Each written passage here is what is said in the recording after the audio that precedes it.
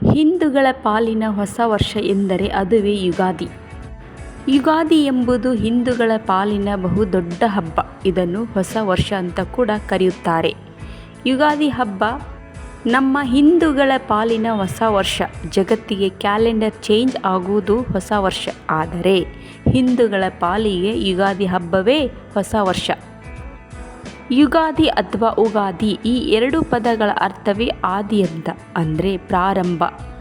ಯುಗಾದಿ ಹಬ್ಬದ ಅರ್ಥ ಮೊದಲ ಹಬ್ಬ ಅಂತಲೇ. ಹಾಗಾಗಿ ಯುಗಾದಿ ಹಬ್ಬವನ್ನು ಹೊಸ ವರ್ಷ ಅಂತ ಕರೆಯುತ್ತೇವೆ.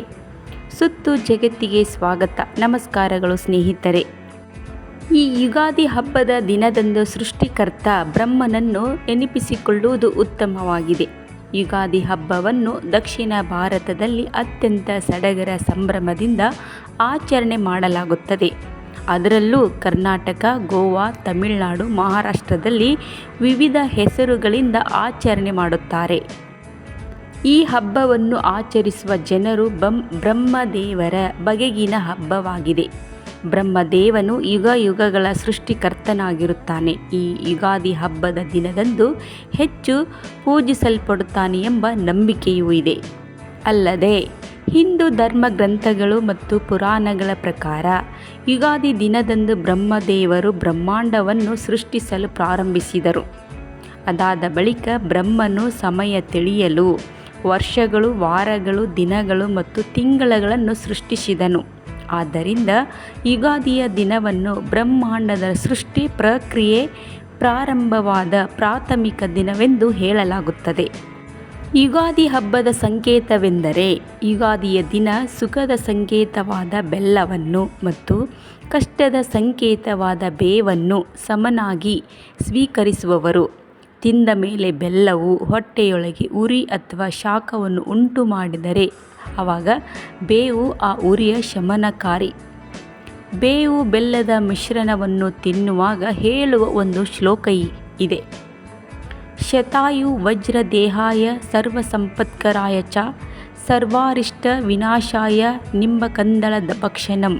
ಅಂದರೆ 100 ವರ್ಷಗಳ ಆಯುಷ್ಯು, ಸದೃಢ ಆರೋಗ್ಯ, ಸಕಲ ಸಂಪತ್ತುಗಳ ಪ್ರಾಪ್ತಿಗಾಗಿಯೂ ಸಕಲ ಅರಿಷ್ಟ ನಿವಾರಣೆಗಾಗಿಯೂ ಬೇವು ಬೆಲ್ಲ ಸೇವನೆ ಮಾಡುತ್ತಾ ಇರುತ್ತೇವೆ ಎಂಬುದು ಇದರ ಶ್ಲೋಕದ ಅರ್ಥವಾಗಿದೆ.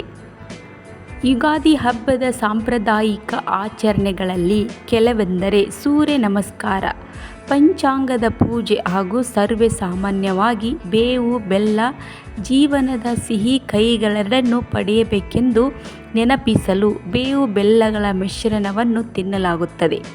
ಯುಗಾದಿ ಎಂದರೆ ಹೊಸ ವರ್ಷದ ಆರಂಭದ ದಿನವಾದರೂ ಭಾರತದಲ್ಲಿ ಈ ದಿನವನ್ನು ನಿರ್ಧರಿಸುವ ರೀತಿ ಹಲವಾರಿದೆ. ಮುಖ್ಯವಾಗಿ ಚಾಂದ್ರಮಾನ ಹಾಗೂ ಸೌರಮಾನ ಎಂಬ 2 ಪ್ರಭೇದಗಳಿದ್ದು, ಹಿಂದೂ ಧರ್ಮದ ವೇದಾಂಗ ಜ್ಯೋತಿಷ್ಯ ಶಾಸ್ತ್ರದಿಂದ ನಿರ್ಣಯಗೊಳ್ಳುತ್ತವೆ. ಚಂದ್ರನ ಚಲನೆಯನ್ನಾಧರಿಸಿ ದಿನಗಣನೆ ಮಾಡುವುದನ್ನು ಚಾಂದ್ರಮಾನ ಹಾಗೂ ಸೂರ್ಯನ ಗತಿಯಿಂದ ಎಣಿಕೆ ಮಾಡುವುದನ್ನು ಸೌರಮಾನ ಎನ್ನುತ್ತಾರೆ. ಕರ್ನಾಟಕದಲ್ಲಿ ಚಾಂದ್ರಮಾನ ಪದ್ಧತಿ ಮೊದಲಿನಿಂದಲೂ ರೂಢಿಯಲ್ಲಿದೆ. ಭೂಮಿಯಿಂದ ನೋಡಿದಾಗ ಸೂರ್ಯ, ಚಂದ್ರ, ಗ್ರಹಗಳು ನಕ್ಷತ್ರ ಮಂಡಲದಿಂದಾದ ರಾಶಿ ಚಕ್ರದಲ್ಲಿ ದಿನೇ ದಿನೇ ಸ್ವಲ್ಪ ಸ್ವಲ್ಪವಾಗಿ ಸಂಚರಿಸಿದಂತೆ ಕಾಣುತ್ತವೆ. ಅಲ್ಲಿ ಸೂರ್ಯನಿದ್ದಾಗ ಭೂಮಿಯ ಉತ್ತರಾರ್ಧಗೋಳದಲ್ಲಿ ಸಸ್ಯಗಳಲ್ಲಿ ಚಿಗುರು ಕಾಣುತ್ತವೆ, ಅಂದರೆ ಹೊಸ ಹುಟ್ಟು. ಆದ್ದರಿಂದ ಅಶ್ವಿನಿ ನಕ್ಷತ್ರಕ್ಕೆ ರವಿಯು ಪ್ರವೇಶಿಸುವ ಕಾಲವನ್ನು ಹೊಸ ವರ್ಷ ಎಂದು ಪರಿಗಣಿಸುತ್ತಾರೆ. ಇದೇ ಸೌರಮಾನ ಯುಗಾದಿ. ಈ ಯುಗಾದಿ ಹಬ್ಬವನ್ನು ಹೆಚ್ಚಾಗಿ ಕರ್ನಾಟಕ, ಆಂಧ್ರ ಮತ್ತು ಮಹಾರಾಷ್ಟ್ರಗಳಲ್ಲಿ ಆಚರಿಸುವರು. ಆಂಧ್ರ ಮತ್ತು ಕರ್ನಾಟಕಗಳಲ್ಲಿ ಇದು ಯುಗಾದಿಯಾದರೆ, ಮಹಾರಾಷ್ಟ್ರದಲ್ಲಿ ಪಾಡ್ಯಮಿ ದಿವಸ ಗುಡಿಯನ್ನು ಏರಿಸುವುದು. ಗುಡಿಪಾಡ್ವ ಒಂದು ಕೋಲಿಗೆ ವಸ್ತ್ರವನ್ನು ಕಟ್ಟಿ ಹೂವಿನ ಹಾರವನ್ನು ಏರಿಸಿ ಗುಡಿ ಎಂದು ಮೂಲೆಯಲ್ಲಿ ಇರಿಸುವರು. ಇದು ಹೊಸ ವರ್ಷದ ಆಗಮನಕ್ಕೆ ಬಾವುಟವನ್ನು ಹಾರಿಸುವುದರ ಸಂಕೇತವಾಗಿದೆ. ಹುಣಸೆ ಹಣ್ಣು, ಬೆಲ್ಲ, ಮಾವಿನಕಾಯಿ, ಉಪ್ಪು, ಮೆಣಸು, ಬೇವು ಇತ್ಯಾದಿಗಳ ಮಿಶ್ರಣ ಮಾಡಿ ಯುಗಾದಿ ಪಚಡಿ ಎಂಬ ಹೆಸರಿನ ಪದಾರ್ಥವನ್ನು ಸೇವಿಸುವುದು. ಅಂದು ದೇವಸ್ಥಾನಗಳಲ್ಲಿ ವಿಶೇಷ ಪೂಜೆ ಕೂಡ ಇರುವುದು. ತಳಿರು ತೋರಣವನ್ನು ಅಂದರೆ ಎಳೆಯ ಹಸಿರು ಮಾವಿನೆಲೆ ಮಧ್ಯೆ ಮಧ್ಯೆ ಬೇವಿನ ಎಲೆಗಳ ಗೊಂಚಲ ಮನೆಗಳ ಮುಂಬಾಗಿಲಿಗೆ ಮತ್ತು ದೇವರ ಮನೆಯ ಬಾಗಿಲಿಗೆ ತಳಿರು ತೋರಣವಾಗಿ ಕಟ್ಟುವುದು. ಮನೆಯ ಮುಂದೆ ಬಣ್ಣ ಬಣ್ಣದ ರಂಗೋಲಿ ನೆಡುವರು. ಮುಂಜಾನೆ ಬೇಗನೆದ್ದು ಎಣ್ಣೆ ಸೀಗೆಕಾಯಿಂದ ತಲೆಯನ್ನು ತೊಳೆದುಕೊಳ್ಳುವುದು. ಮಾವಿನೆಲೆಯಿಂದ ಮನೆಯ ಎಲ್ಲ ಕಡೆ ಕಳಶದ ನೀರನ್ನು ಸಿಂಪಡಿಸುವರು. ನಂತರ ಹೊಸ ಬಟ್ಟೆ ಧರಿಸಿ ಪಂಚಾಂಗವನ್ನು ಮನೆಯ ಹಿರಿಯರು ಓದುವರು. ಅದನ್ನು ಕಿರಿಯರು ಕೇಳುವರು. ಪಂಚಾಂಗ ದಿನ ಸೂಚಿಯಷ್ಟೇ ಅಲ್ಲದೆ ಆ ವರ್ಷದಲ್ಲಿ ಮಳೆ ಬೆಳೆ ಹೇಗಿದೆ, ರಾಶಿಫಲ, ಮದುವೆ, ಉಪನಯನಗಳಿಗೆ ಒಳ್ಳೆಯ ಮುಹೂರ್ತಗಳು, ಒಟ್ಟಾರೆ ಜನಜೀವನದ ಸ್ಥಿತಿಯನ್ನು ಸೂಚಿಸಿರುವುದು. ಒಬ್ಬಟ್ಟು ಅಥವಾ ಹೋಳಿಗೆ, ತೆಂಗಿನಕಾಯಿ ಹೂರಣದಲ್ಲಿ ಮಾಡಿದ ಹೋಳಿಗೆ ಕಡಲೆ ಅಥವಾ ತೊಗರಿಬೇಳೆಯ ಹೂರಣದಲ್ಲಿ ಮಾಡುವರು. ಸಂಜೆಯ ವೇಳೆಯಲ್ಲಿ ಗುರು ಹಿರಿಯರ ಮನೆಗಳಿಗೆ ಹೋಗಿ ಅವರಿಗೆ ಕಾಲು ಮುಟ್ಟಿ ನಮಸ್ಕರಿಸಿ ಆಶೀರ್ವಾದ ಪಡೆಯುವರು ಕಿರಿಯರು. ಮನೆಯ ಹೆಂಗಸರು ಹೊಸದಾಗಿ ಬರುವ ಮಾವಿನಕಾಯಿಯಿಂದ ಉಪ್ಪಿನಕಾಯಿಯನ್ನು ಮಾಡುವರು. ಯುಗಾದಿಯ ದಿನ ನವಗ್ರಹ ಧಾನ್ಯ ವಸ್ತ್ರಗಳನ್ನು ತಂದು ಪುರೋಹಿತರಿಗೆ ಬರಹೇಳಿ ಬರುವ ಈ ಹೊಸ ಸಂವತ್ಸರದಲ್ಲಿ ಯಾವ ಗ್ರಹಗಳಿಂದಲೂ ಕೆಡುಕು ಉಂಟಾಗಬಾರದೆಂದು ಪೂಜೆ ನಡೆಯುತ್ತದೆ.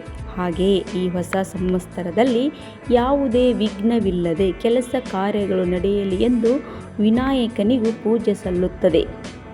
ಯುಗಾದಿ ಎಂಬುದು ಕತ್ತಲು ಮತ್ತು ಬೆಳಕು ಇದ್ದ ಹಾಗೆ. ಜೀವನದಲ್ಲಿ ಕಷ್ಟ ಸುಖ ಎರಡೂ ಮನುಷ್ಯರಿಗೆ ಬರುತ್ತದೆ. ಸುಖ ಬಂದಾಗ ಹಿಗ್ಗದೆ, ಕಷ್ಟ ಬಂದಾಗ ಕುಗ್ಗದೆ ಸಮಚಿತ್ತರಾಗಿ ಜೀವನವನ್ನು ಸ್ವೀಕರಿಸಬೇಕು. ಜೀವನದ ಕಷ್ಟ ಅನುಭವಿಸಿದವನಿಗೆ ಮಾತ್ರ ಸುಖದ ಅಮೃತತ್ವ ಅನುಭವಕ್ಕೆ ಬರಲು ಸಾಧ್ಯ. ಜೀವನದ ಬಹುದೊಡ್ಡ ಪಾಠವನ್ನು ಬೇವು ಬೆಲ್ಲ ನೀಡುತ್ತದೆ.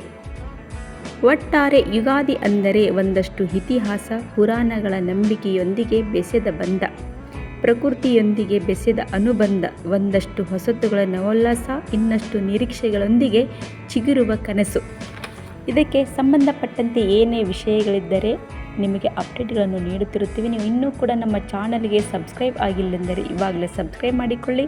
ಪಕ್ಕದಲ್ಲಿರುವ ಬೆಲ್ ಐಕನ್ ಪ್ರೆಸ್ ಮಾಡಿ. ಮತ್ತೆ ಭೇಟಿಯಾಗೋಣ. ನಮಸ್ತೆ. ಜೈ ಕರ್ನಾಟಕ ಮಾತೆ.